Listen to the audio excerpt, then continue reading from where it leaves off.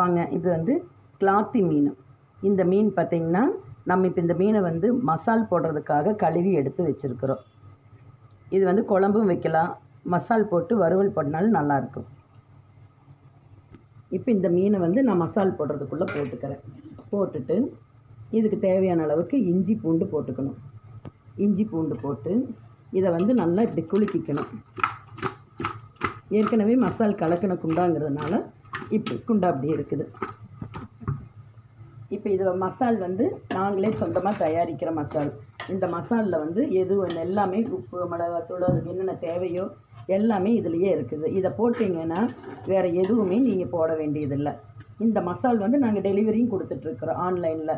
அதனால் இப்போ இந்த மசாலை வந்து நான் போட்டுக்கிறேன். இதுக்குள்ளே எல்லாமே இருக்குது. இந்த மசால் வந்து தேவையான அளவுக்கு நம்ம போட்டுட்டு லைட்டாக தண்ணி வந்து இப்படி தொளிச்சுக்கணும்.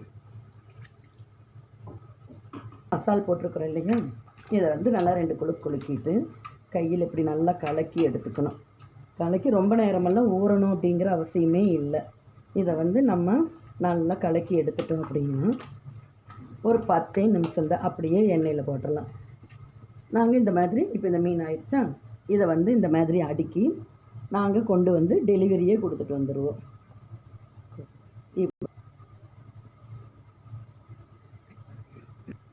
இது வந்து நாங்கள் மீன் எடுத்து நாங்களே கழுகி சுத்தம் பண்ணி மஞ்சள் வேணால் மஞ்சள், மசால் வேணால் மசால் போட்டு கொண்டு வந்து டோர் டெலிவரி கொடுத்துட்ருக்குறோம். இப்போ இது வந்து 4 கிலோ கிளாத்தி மீன். அப்படியே அவங்க நாங்கள் வீட்டில் கொண்டுட்டு போய் இதோ அப்படியே எடுத்து அவங்க எண்ணெயில் போட்டு பொரிச்சாங்கன்னா அவ்வளோதான். மீன் சூப்பரான டேஸ்ட்டும் நல்லாயிருக்கும், மீன் நல்லாயிருக்கும். ஓகே ஃப்ரெண்ட்ஸ், இப்போ பாருங்கள், அவ்வளோதான்.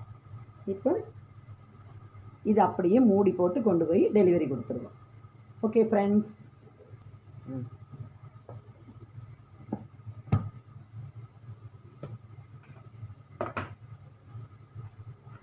என்ன தெரியுமா இந்த பாக்ஸ்? ஓகே.